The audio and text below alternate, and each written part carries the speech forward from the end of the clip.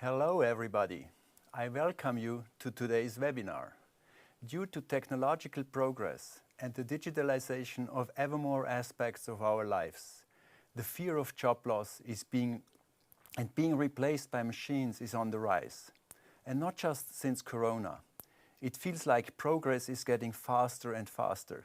Many therefore ask, will there still be enough work in the future?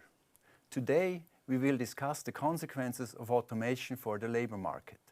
My name is Ernst Fehr. I'm a professor at the Department of Economics at the University of Zurich, and I'm the director of the UBS Center for Economics in Society. The UBS Center promotes world-class research in the field of economics, and it fosters a continuous exchange between science, politics, and business. During the Corona pandemic, we created a webinar series to address the most pressing questions of our time and to discuss them with people who are interested in finding answers. Today's speaker is my colleague Nir Jaimovich, who is an expert on macroeconomic questions with a special emphasis on business cycles and labor markets. He has published many scientific papers on the topic of how demographic composition and occupation structure of the economy shape the dynamics of the business cycle. Nir has also summarized his work on automation and the disappearing middle class in a very nice non-academic paper. This paper is, by the way, freely available in the public paper series on the UBS Center webpage. We also make the slides of his presentation today available on the UBS Center homepage, so you can review everything again in the aftermath of the webinar. I would like to express my sincere thanks to Nir for sharing his knowledge with us. Before we start, here is some information for you, the audience. During the presentation, there are some interactive polls, and you can also ask questions. So take your mobile phone or open a new tab in your internet browser and go to menti.com and dial in with the code 76979424. I repeat, 76979424. On this platform, you can participate at the live polls and ask questions during our live Q&A sessions at the end. Even if you don't have any questions, you can still log in and see all the submitted questions and also vote for the best ones by giving them a thumbs up. It's now Nir's turn to give his presentation. I'm very much looking forward to it. Thank you, Ernst. Thanks for this lovely introduction. It's great to be here, and I want to welcome the audience, and I hope you will be enjoying the next hour we're going to spend together. It seems not a day goes by without us reading a new report about automation, artificial intelligence, robotics, doing new things. New gadget is coming, new job is automated, a new robotic dog now knows how to open doors, etc., etc. And this type of technological revolution has transformed the nature of work. This revolution is allowing me to be here in Zurich and talking to all of you all over the world. So these changes have made us more productive. And in essence, technological progress does mean growth. But at the same time, these changes, these automation changes, induce large shifts in the types of jobs are being performed. And like every time when there are big changes, there are going to be winners and losers. This is not just an academic discussion. For example, if you go to your Google search engine, this was my Google search engine, and I started typing will R, the first thing that came on my Google search engine is will robots take my job? This shows you what I'm interested in and perhaps my fears. So at the end of the talk, and I ask you please stay with us for an hour, at the end of the talk perhaps do that and let's see what comes at your Google search engine. Okay. This is obviously not the first time we are facing automation change. This goes back, a few hundred years ago. It was the horse and the gentleman driving the carriage. And there are going to be two things that are gone in the next picture: the horse and the human being. Okay. More seriously speaking, obviously, if you go back to the 18th century, 1779, in England, textile workers rebelled against the introduction of machinery, which threatened their skilled craft. If you're interested, my colleagues Bruno Capertini and Joachim Wolf have a lovely paper about the relation in history between labor-saving technology and social unrest. Okay. So this is going to lead us to our first question. As Ernst mentioned, there are going to be 5 questions during this talk that will be interactive. Okay. We're going to start with an easy one in terms of the answer. It's going to be a yes/no. So I suggest you go to menti.com. There will be a digits code 79679424. Okay? And once you're there, you should be seeing your first question. And the first question is going to be, are you worried about your job being automated and outsourced overseas? And I can see already a result coming back. And right now, no is leading. And this will be an interesting race to see what happens with that over time. Okay, so please go there. I'll give you a few more seconds, and then we'll see how things adjust. Okay. Again, during the talk, we're going to have 4 more of these kind of questions, so be ready with the next few questions. Okay, so let's proceed. Right now, by the way, it's interesting. It's changing by the second. The no is leading so far. Okay, so what are we going to do? This is the outline of today's talk. Let me step back a little bit, and I'm going to think a little bit to show you some data about job opportunities that are affecting the middle class, and especially zoom in on the role of occupations. Okay, that's going to be the first part of the talk. Then we're going to think about what happens to these affected workers, these people in the middle class. What's to blame? I started with automation, artificial intelligence, et cetera, but truly there are other forces. So we're going to discuss those a little bit. Okay. And then, towards the end, we're going to think, okay, so what can we do? By then, hopefully, we'll understand what are the forces that are shaping the economy. We'll think about what policymakers can do, and a little bit think about the future and do some prophecy. Okay. By the way, so far, I think 37-13, no. Okay.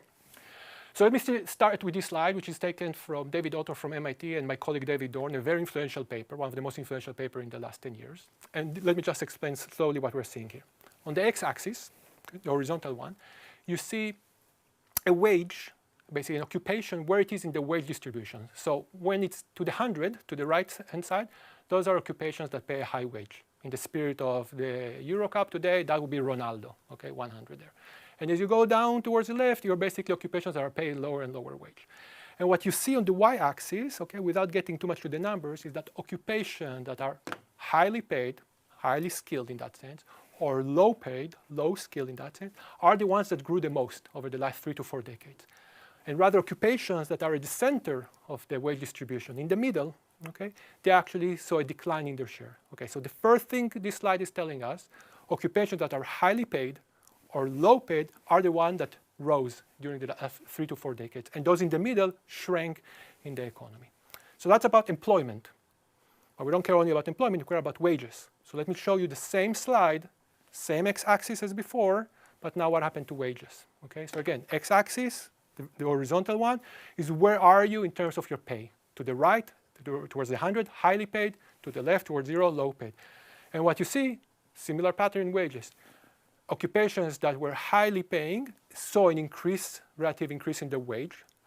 Occupations, perhaps surprisingly, that were low paid, towards the 0, 20 if you want to think about that, actually also saw a relative increase in the wages. It's exactly those occupations that we just saw a slide ago that declined in their share that also saw a decline in the relative wage. Okay, so occupations that are in the middle of the skill distribution, the middle of the pay scale, saw a decline both in employment and in relative wages. Okay, so how is this related to occupations? So David Otto and co-author, it's one of the most influential papers in the last 2 decades. Basically, the insight was, let's sort occupation based on the task intensity. And by task intensity, to a first order, you can think about a 2x2 matrix. Is an occupation cognitive versus manual, brain versus brawn, or is it routine and non-routine? So I think we all understand what is a cognitive versus manual. Let me just spend some time about what is routine versus non-routine. Routine, the idea basically is that it's an occupation that involves a limited set of tasks that are performed following instructions, rules, a linear procedure. And because of their nature, this linearity, they are susceptible to automation or being outsourced. Okay? Non-routine is the other way. Non-routine are occupations that perform a wider set of tasks, and they require flexibility, problem solving, discretion, human interaction. And again, because of their nature, perhaps it's harder to automate or outsource them. Okay. Let me give you some examples, because this might be a bit abstract. This is what we call the routine matrix. I have routine, non-routine on the vertical axis, and on the x-axis, I have cognitive manual. So here's just some examples. A routine cognitive, okay, will be, for example, secretaries and administrative support workers. Manual routine with the classic blue-collar worker, okay, the machine operator and production workers. Non-routine cognitive will be, again, think about those, managerial, professional, technical jobs. And non-routine manual will be janitors, gardeners, and home health aides. And you can already see by this example where this will be heading in a few slides. Let me get ahead of myself. These occupations think, where do they belong in that wage distribution I was showing you before? Okay? Each of them belongs to a specific part, and that's what we're going to see later. So let me show you some visual inspection of the economy. So this is, for example, a routine manual occupation, back perhaps in the 70s and the 80s. And this is how that place would be looking now. Okay? And this is how a routine cognitive occupation would be. Remember, these were the secretaries, administrative people that we were talking about. This is back then, and now this would be the replacement. And if you're like me and I like Dilbert, Dilbert captures a lot of social trends. You know, this is kind of, we have in one slide perhaps summary of this talk. Okay? Stick with me. There are some things above this cartoon, but basically it captures the idea that we have this tension in the labor market now. Okay, so this is going to lead us to a second question, just to get a sense what is the crowd that we have here. I want you to go to the next question, again in menti.com. And please enter which of the categories your work falls under. Remember, we had 4 occupations: non-routine manual, the janitorial example, for example; routine manual, the production worker; routine cognitive, secretary, administrative; and non-routine cognitive, perhaps more skilled in terms of education. Okay, so I'll give you some time to input your occupation, and we'll have 3 more questions following this one. Okay. So let's go on, and I will report to you as we go along. I will see what is our audience, what's the composition of our audience occupation-wise. Okay. Don't be scared. This is just one graph. Well, there are going to be 2 graphs. I'm lying. 2 graphs, just to get a sense how economists think about what's happening here. Okay. I want you to look at the left graph. What you have on the y-axis, the vertical one, is the routine wage. Think about this is the wage a routine worker would be getting. Okay. And on the x-axis, the horizontal one, that will be routine labor. How much does a routine worker works? And look at the one that is called labor supply. Again, I'm looking at the one that is in the left of your screen. Labor supply, upward sloping. Basically, what is this telling you? The more you pay me, the more I'm willing to be working. For example, if at the end of this talk, I'll be exhausted. But if now suddenly somebody comes to me and says, oh, we'll pay you X amount of francs, do it again, perhaps there is a situation I'll be doing that. Okay, that's what it's capturing. Higher wage, higher willingness to work. The downward sloping, that is called labor demand, is capturing basically the firm's demand for work. Think about the following idea. The higher is the wage that the worker demands, the lower is the amount of employment that the firm is willing to demand from this worker. Okay? By the way, so far I see the results are coming. We have a vast majority of non-routine cognitive today. Okay, and then that point A is the invisible hand, the amazing force of the market, where basically demand and supply interact. Great.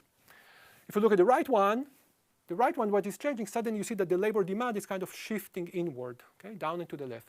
Think about that. For example, there is a new factor of production, and in the spirit of how we started before, a new computer, a new AI, some new form of automation that is basically saying, wait a second, what your routine worker were able to do before, now this machine can do instead of you. What does this imply from the firm perspective? The firm is saying, well, you know, there is this new sheriff in town. I'm going to be demanding less of you, relatively. And think about the banana market. If now there is less demand for banana, the price of the bananas and is going to go down. Okay, so that's what we're going to have. We're going to go from move A to B. And to relate it to the slide we started before, at the beginning, this is actually capturing we have a fall in the wage of these routine workers and a fall in the quantity in employment. That's exactly what I showed you at the beginning.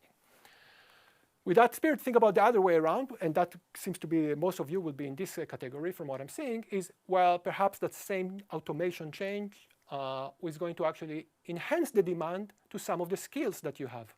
For example, again, I'm here, and having all this machinery around me is allowing me to communicate with all of you. Okay, so that's increasing the demand for my services. Okay, so I want you to have this framework. The non-routine are benefiting from this new demand for their services, while the routine are seeing a decline in the demand for their services. Okay, perfect. How is this routinization? How is that related to what I started with about the opportunities of the middle class? So let's put a beautiful bow on the relation. On the lower panel, I'm showing you again that picture from David Alder and David Dorn's paper about change in employment, how it relates to where you are in the occupation distribution. And what I'm showing you a new slide now on the top, again from the same paper, is a measure of how routine is a specific occupation. So let's think, for example, looking at occupation, is around the 40th percentile, kind of in the middle. You see in the bottom panel that occupation saw a decline in its employment, and yet it's a very routine occupation. Think about the y-axis there where it says routine occupation. Basically, it's how routine, how routine an occupation is. Okay, the higher it is, the more routine it is. Great. So we see this, what the eye is catching, this inverse relationship. Those that fail tend to be very routine.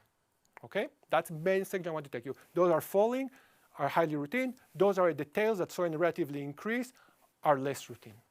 Okay, so the first message to take from this is job polarization, this hollowing out of the middle, disappearing of the middle class. These are all statements about role of occupations. Okay, cool. I've been so far talking about the US, partly because this reflects my, my research, and mostly because also data availability is mainly about the US. But just to give you a sense that this is not just a phenomenon in the US, here we have a bunch of countries. And what you see that in each country will tell you about the shares of basically the low paying, the middle paying, and the high paying. And by now we understand that middle paying is kind of routine occupations. And you see that in almost all these countries, the middle paying, the red one, went to the left. There is a fall in the share, okay? Again, obviously details of the process are not identical everywhere, et cetera, but we see this general pattern in all countries. Okay. One thing that is interesting is this something that is happening gradually over time, or is it bunch? So let me show you this graph. This will require some explanation, but we'll get a sense of that. This is for the US, okay?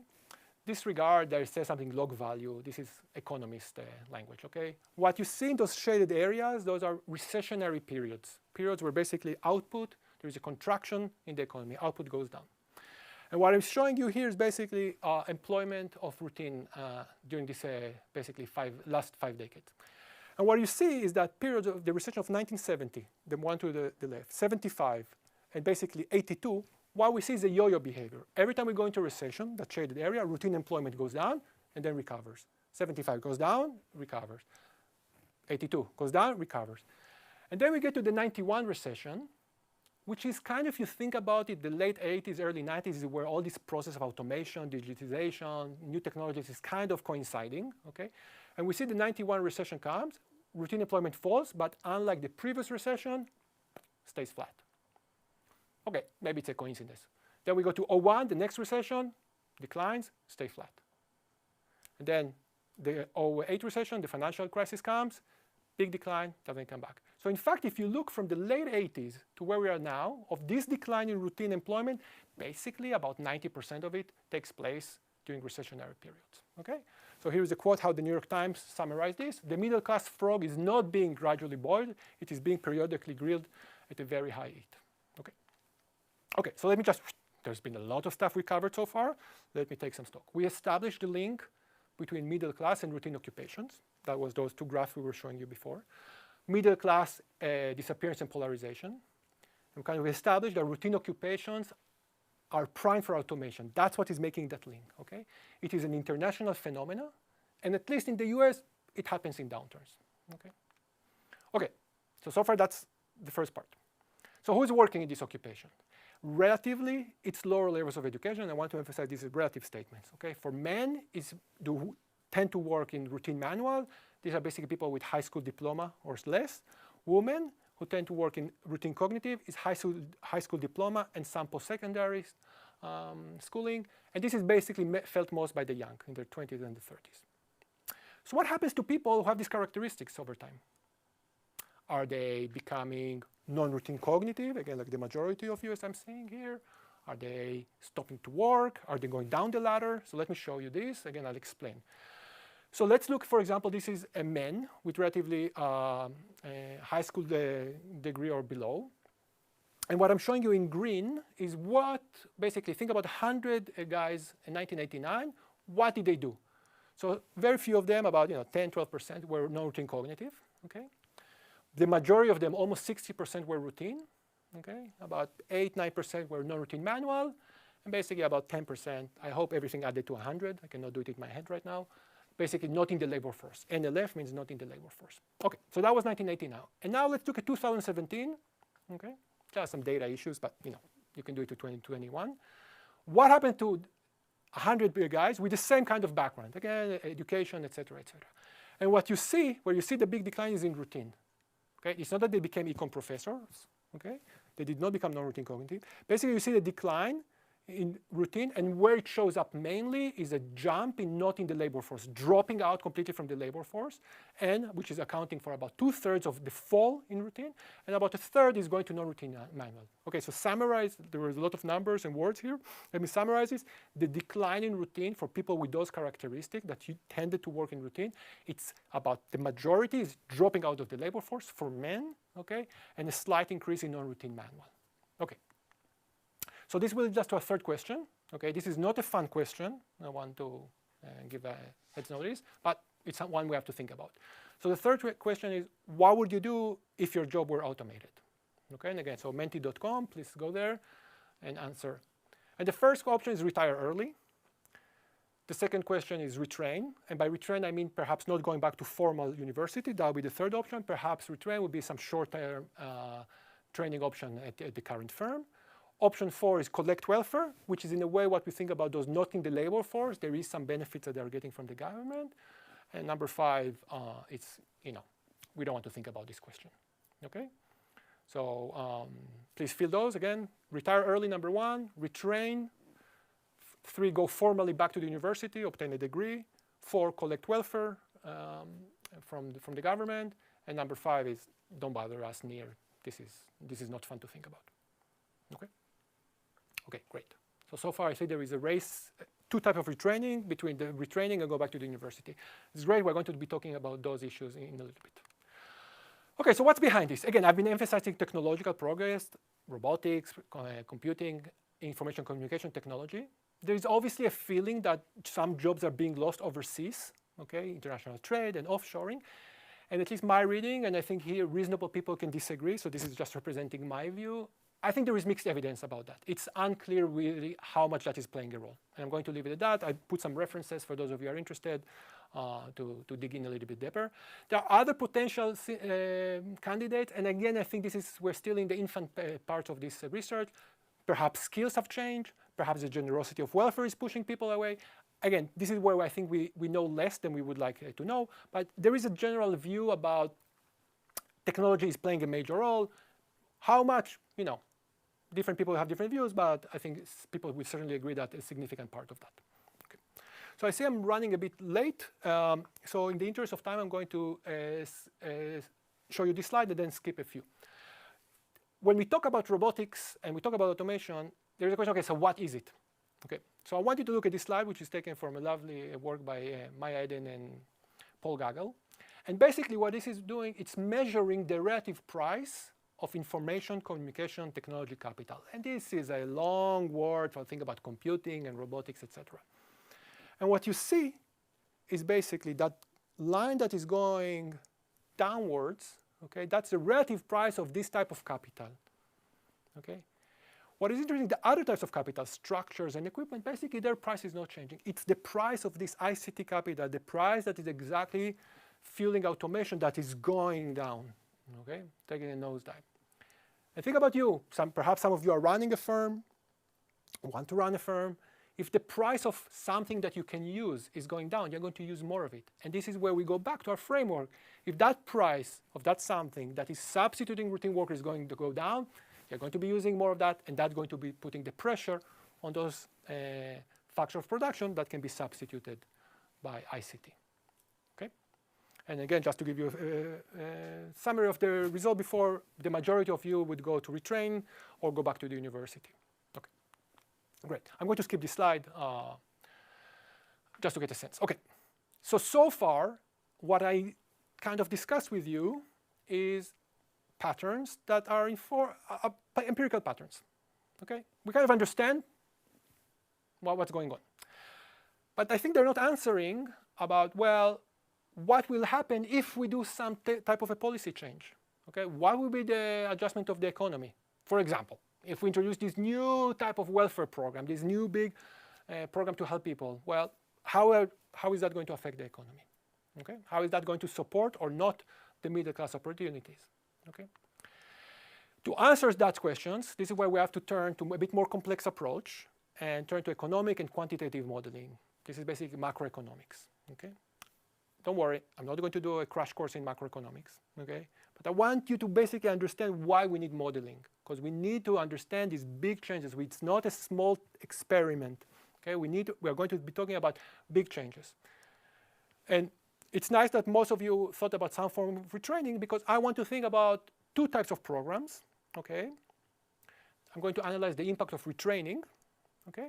And I'm going to also analyze the impact of redistribution.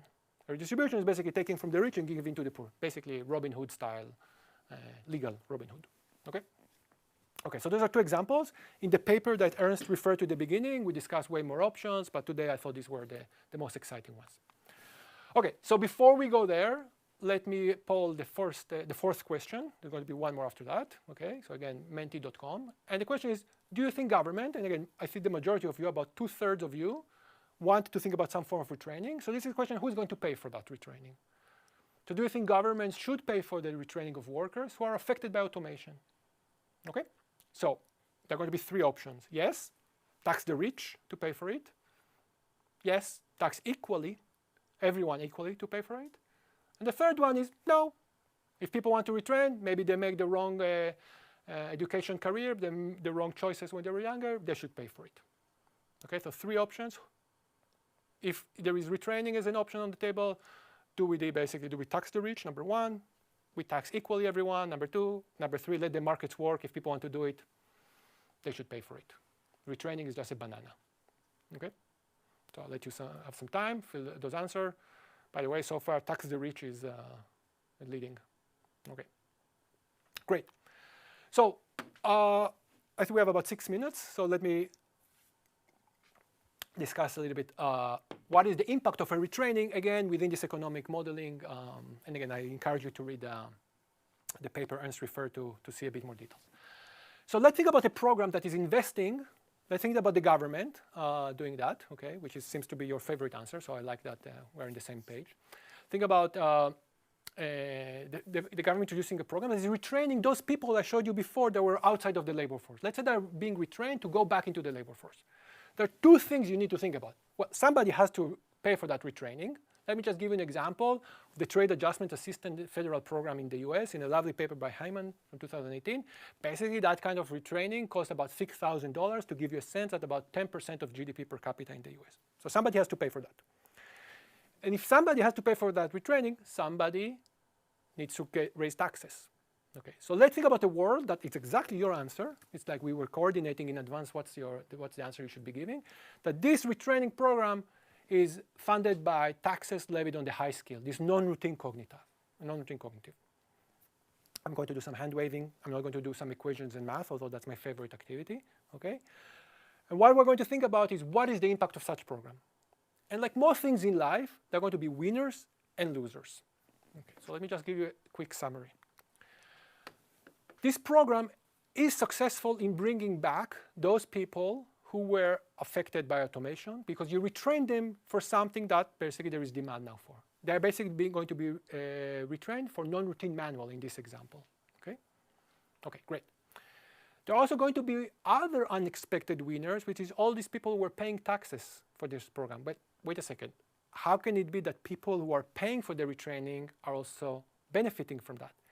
Because what happens is you are bringing people into work, you have to support less of them on welfare. Turns out that actually that's a win-win situation for those people who are paying for taxes. But there are going to be losers also. And the losers are going to be those people who were already working in this type of occupation that the new guys who came in were trained for. They're crowded out in economic language. Basically, I'm here working and suddenly there's this all new wave of trainees that are competing with me. So they're going to be losers, okay? So one of the messages here is going to be winners and losers, okay? Overall, the economy is better off. But let me also tell you something. There is a limited impact such a program can have, okay? If you take seriously the measurements we have from the labor literature about how much basically productivity increases for this type of retraining, it's not big. It's not big. So you can do a little bit, you can move the needle a little bit in the short term, but at the end of the day, winners, losers, but we're not talking about a mega change in the economy. Okay. So what about redistribution? And there are many forms of redistribution. I wanted to concentrate in one that is a hot topic, not only the disappearance of the middle class in general, in public circles, universal basic income, what I'm going to refer to as UBI, some actually local trivia. In 2016, Switzerland held a vote. I think it was actually the first country to hold a formal vote on the proposal to introduce universal basic income. The supporters suggest a monthly income of basically what is equivalent to $2,500 for adults. Okay. Just to give you a sense, GDP per capita in Switzerland is about 85,000. Okay, so this was about 35–36% of GDP per capita. And kind of one of the arguments, one among many arguments, was that since work was increasingly automated, fewer jobs were available for workers, so we have to help people. Okay, this vote went into a formal voting, and in the end, about I think 75% or so of Swiss voters rejected the proposal. Interestingly, a recurrent argument against the initiative was that it did not include the means of financing it. Again, so just to get a sense, 2,500 Swiss francs a month, 30,000 a year, about a bit more than a third of GDP per capita, somebody has to pay for that. Okay? So I want to show you what is the impact of this redistribution program. Okay? Before that, this is going to be our fifth and last question. Okay? Again, we start with the simple yes/no. We'll end with a yes/no. Okay? And are you in favor of a universal basic income program, a UBI program? Okay? And yes or no. Okay? So very simple. Again, menti.com. This will be the last one. And then I'll wait a few seconds for you to start answering. Okay. Again, are you in favor of a UBI program? I don't want to show you the results. I don't want to affect your voting before you cast your vote. Okay. So what we're going to show you as you're putting this is we're going to think about an economy that there are reasons to think about the UBI program exactly because it basically provides people some type of insurance that if they lose their job or they have some bad shocks, then we're going to kind of give them some insurance. Okay? So that's kind of where we think this UBI program would be useful. On the other hand, there are two concerns with the UBI program. Is first, and if you read actually some of the discussion of the Swiss government in the proposal, when the proposal was made in 2016, it was this is going to induce people just to stop working, and somebody needs to pay for it, and that's going to be increasing taxes quite a lot. So let me show you what is the impact. It's actually kind of interesting. It's even. Maybe I should ask the question later on after what results I've shown you. What do you think again? Okay. So there are many things here, but I just want to emphasize one thing. What I have on the x-axis is the UBI as a percentage of GDP per capita. Okay. Basically, think about what is the amount of output we're producing, and on the x-axis, I'm showing you how the fraction of UBI as a fraction of output. And on the different axes, the y-axis basically is the change relative to the world before the introduction of the UBI. Okay? And I want basically to draw attention to three graphs. Start with the one at the top left panel, GDP per capita, output per capita. You can see it's crashing. If you go, for example, to a world of about UBI 10% of GDP, output falls by about 20%. This is a massive fall. Okay? What's happening here? If you go to the top right one, labor force participation, the one that we showed before that people, all these routine guys were going to, labor force participation basically is declining. People are getting out of the labor force. And to understand what's happening here, there are two things, basically. And the one I want to emphasize is that to fund such, for example, this example, 10% of UBI, you need to increase taxes by increased amount. In this example, you have to increase taxes by about 30 percentage points. So if taxes were, just to give an example, if taxes were 20%, they have to jump to 50. Okay? And this is a massive change in the economy, affecting incentives tremendously. Now you might say, wait, Nir, okay, fine, whatever. No, maybe the size of the pie is going down, but we're better off. Again, in interest of time, I see I'm running a bit late. I'm going to skip that. But overall, actually, the economy is worse off, even in terms of happiness, if you want to think about it like that. Okay, I'll take 2 more minutes of your time, and just because I want to show you a little bit about this was short-term analysis. Let's think a little bit about the long term. I want to have a disclaimer. One of my favorite quotes, which is, since the destruction of the temple, prophecy was given over to children and the mad. I'm certainly not a kid. Some people would say I'm mad. So this is obviously, just be careful with this thing. Let me show you what is the future workplace, what we're thinking about. Obviously, automation is accelerating. More and more things are accelerating. The crucial thing to have in mind is that technological progress creates new work opportunities and new occupation and tasks. And we have a lot of evidence basically occupation becoming more complex, more analytical, and more interactive. I'm going to finish with one slide. This is telling you, for example, what are the changes. This goes back to the first slide. What are the changes in the type of tasks that occupations are performing nowadays relative to the past? In the x-axis, again, where is that occupation in terms of its wage? And what you see is that occupations that are at the top, the main thing that changed in those occupations is not actually the demand of how cognitive they are relative to other occupations or routine or manual, is how social they are. Okay, the importance of social skills, that's, for example, something that the data is suggesting that where the future might be going at. I want to conclude here. Middle class, routine occupation, polarization, automation, these are all synonyms of the process happening. There is short-term cost-benefit analysis of policy options that basically policymakers are facing in the face of structural changes. Long-term adjustment, basically we need to these new required tasks. Thank you. Thanks, Nir, for this nice presentation. Before we start the questions and answer session, I would like to encourage you again to go, for those who didn't already do this, go to menti.com and log in with the code 76979424, 769794 and 24. There you can ask questions, and you can also see the types of questions that have been asked and which are the most popular questions. So let me start with one question that was very popular among our audience, and it was not surprisingly related to the Corona crisis. So the question is, to what extent did the Corona crisis accelerate the processes that you were describing? Perfect. So it's a great question. It's something obviously a lot of us have been thinking about. And let me go back a bit, a year and a half or 18 months, I guess, ago when we had the first sign of the pandemic.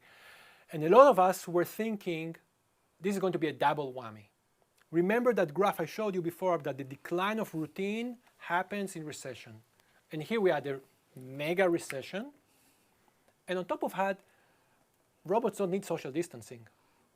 There is no problem there, right? So we thought, a lot of us thought, this is going to be the destruction of routine. And just before in the quote, prophecy was given to the children and the mad. Turns out, and again, this is in the ongoing process right now, obviously. We're still in the middle of it, and there's a lot of noise in the data. But the current data, what we're seeing, this is not what's happening. So we don't see a fall in routine during this last COVID-19 recession. And I think basically there are a few hypotheses, and I want to emphasize these are hypotheses that certainly we have to work more. One, this was not a regular recession. In fact, one of the key characteristics of this recession was the high female share of job losses. Okay, this is why this has been also been called a female recession. Traditionally, females don't experience that many job losses during downturns, and actually the COVID-19 was one that was heavily female biased. And this is mainly due to the fact that the kind of industry and occupation that female work in were relatively risky, and thus when they were shutting down and social distancing, female were heavily affected. So there are, again, some characteristics, obviously, of this recession that are not the traditional one. Right now, in the data, we don't see clear evidence of routine. There is some ongoing debate, perhaps, for example, that the uncertainty induced by COVID-19 actually limited the willingness of firms to invest in a new technology. But the kind of the conclusion is that the last recession, along many dimensions, seems to be not following the usual pattern we have seen. Perhaps we have to wait a few more months to see clear data about where things are heading. So one other question that people raised is the following: to what extent are these processes that you described and that are particularly prevalent in the US? To what extent are they also existing, let's say, in Middle Europe, in Austria, Switzerland, Germany, where we have an apprenticeship system that puts particular emphasis on training so-called non-routine workers in a way that they don't lose their skills so easily? That's right. So I think it is a great question. It goes, in general, to some of the discussions that are right now in academic work, and I think in policy market, about how to adopt perhaps the apprentice or training system that we see in Switzerland, Austria, and Germany to other countries. So first, the patterns I emphasize, as I showed you in one of the slides before, are present in other countries as well. I think this is a process that is happening in all countries. The degrees do differ. But I think what is interesting in the context of Switzerland, Austria, and Germany is there's been some discussion about borrowing this type of model and implementing it across the Atlantic and across different countries. This is certainly a hot topic. And I think the current view is that this is not just a pick and choose. This is not a Lego, oh, let's take the retraining program and then stick it to another country and this will all work together. It's a full integrated system. Okay, it's like you cannot just take the Lego and put it there. It's a full construction.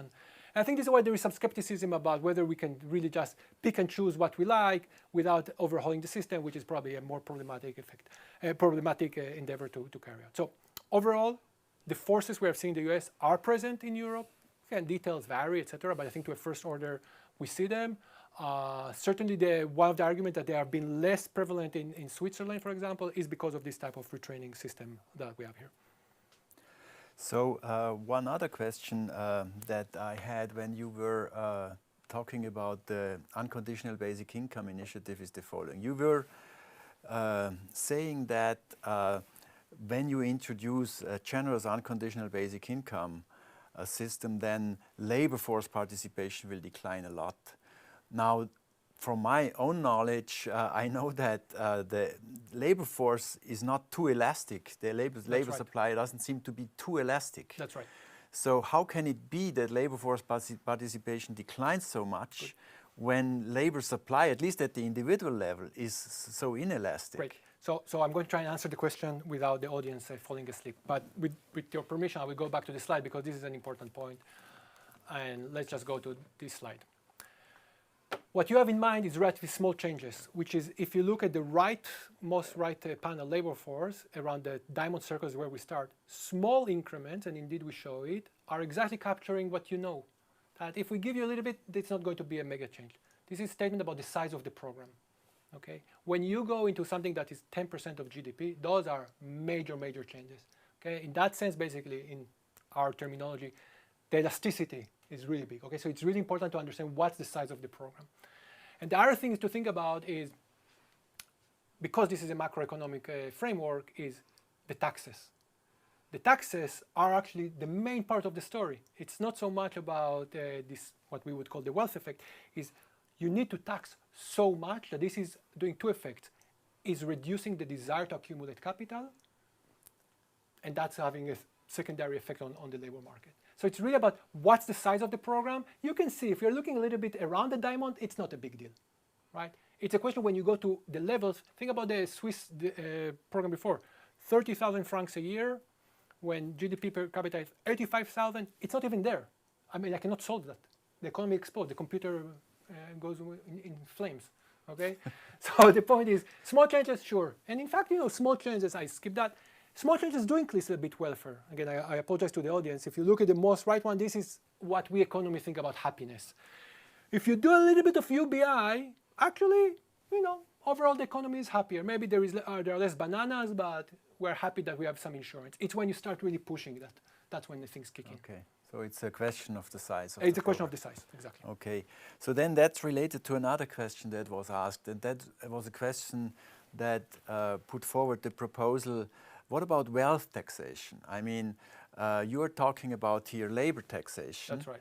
But that would be a completely different angle and would have completely different trade-offs. So several people in the audience asked about this. Right. So first, for wealth taxation, I refer to previous webinar by my colleague Florian Scheuer. Really lovely webinar to think about that. Let me tell you, again, I don't want to bother you too much with the details. Here in this example is about taxing labor. You're going to get very similar thing if you tax capital, because what matters here is just the magnitude of these programs. The required taxation is so overwhelming that it basically distorts the economy. Details will differ, how exactly you do it, but at the end of the day, it's the same message. You're talking about the big changes.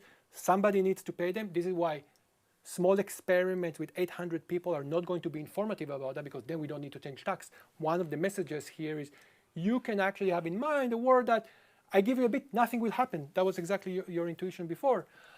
It's when you have to do it at the macro level. That's when it happens. And there, unfortunately, and I want to emphasize, we are limited by models. We cannot do this at the country level. We cannot run experiments at the country level, at least not yet.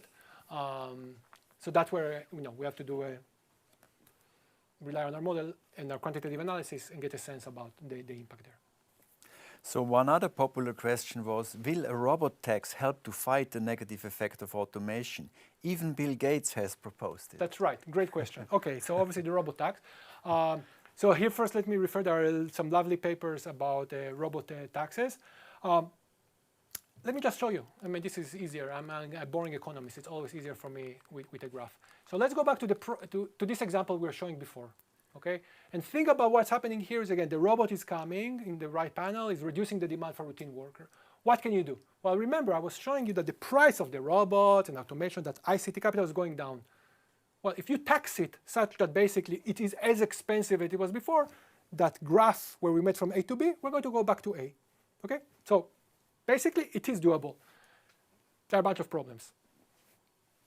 Is it feasible? We saw that that price is going down, down, down, basically continuous, and it's going down further and ever. So you will have to increase the tax again and again and again and again and again, basically non-stop. Okay, so it's a question, if we go to 700% tax, is that even reasonable? The other thing is to think about, but that's just fighting it, right? I mean, if we didn't have this studio here, I could not be able to communicate with you. So rather than basically taxing the robot, where it's basically you're just not allowing the pie to go up, is given that the pie is going up, how we make sure that actually these people are affected by this can climb the ladder. And we spoke about retraining. Again, there are some trade-off there, some part of the distribution, et cetera, et cetera. Okay. So theoretically, for the gentleman or the lady who asked that question, it's doable. I think it's impractical at the end of the day, given that we see that basically prices of robotics declining forever. So in the end, it seems that we can't do away with technological progress. And it seems, according to your story, that this is driven by technological progress.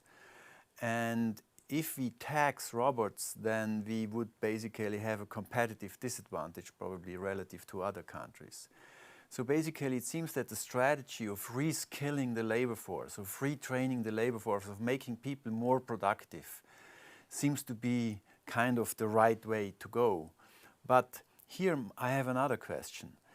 From a lot of labor market research, we know that retraining people, in particular retraining men beyond the age of 25, seems to be something very difficult. I mean, if I look at the evidence there, that's right. It's not too encouraging when we see whether this is feasible, how large the training gains are, and so on. So I can certainly relate to that. I'm way above 25, and it's really hard to retrain my brain. So that's right. This is why when I was talking about that example before that related to the federal assistance trade program, it's exactly this. There is so much you can gain from that. Okay, we know that these programs are not a silver magic bullet that will solve all problems. They have a certain effect on productivity. They increase wages by a certain amount. And I think one of the messages is that in the short term, there is so much we can do. I think that's kind of the sad message. Going back perhaps to the horse and the gentleman who was driving the carriage. You know, when the car came, there is so much we can do.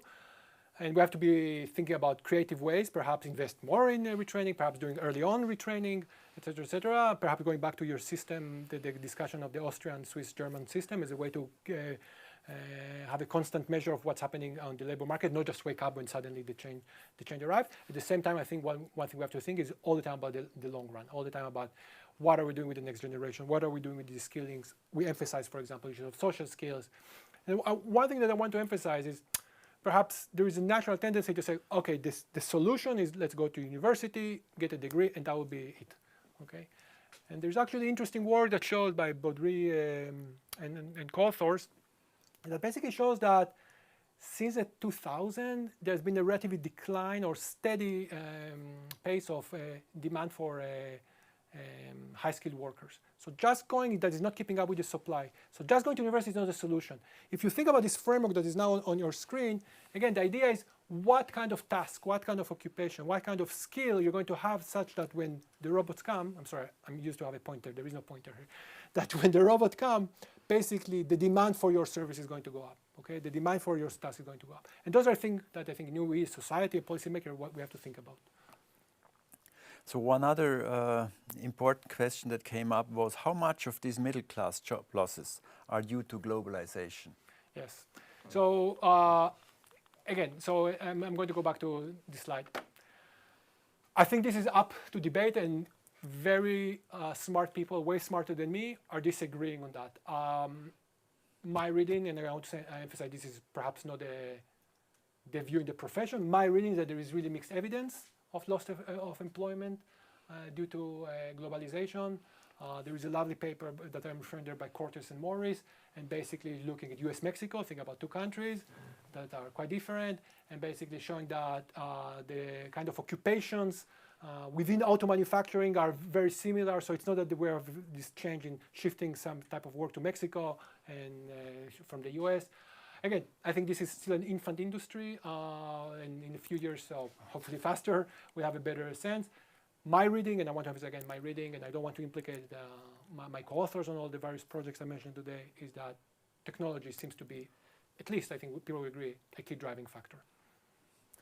So one question that also came up is, will the supply of non-cognitive tasks be sufficient, given that not everyone will be trained to do ICT? So, you know, the supply of non-cognitive tasks would be sufficient. Well, in a way, I hope not, because then my wage will increase if there is less competition, but I guess that's not the question. No, this again, I think about, if I understand the question, is about a race between the demand for this kind of skill and how much people are retooling themselves in the face of that. You know, that's a question about what people are deciding to study and what kind of basically new tasks and skills this new technology are substituting, so going against, which are they complementing, are they basically enhancing the demand for. And that's something, you know, I think we'll have to wait and see. It's not obvious at this point, I guess.